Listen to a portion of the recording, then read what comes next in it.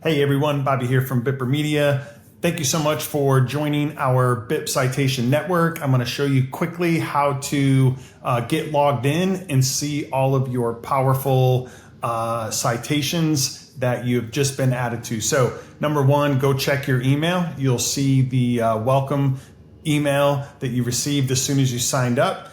Come down here to the email, you'll see your username and your password right there. If you want to update your password, you can do it right here on this link. Super easy to get signed in from here. So I'm going to grab the username, come over here to our website at bippermedia.com, click on the login link, and it'll take you here to this login screen. I'm just going to go ahead, use the username and password that you received here in your email. Go ahead and hit log in. Okay, once you are logged in, then this is your primary dashboard.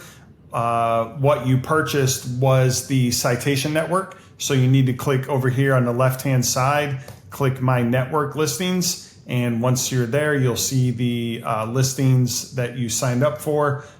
And now you can click View Links.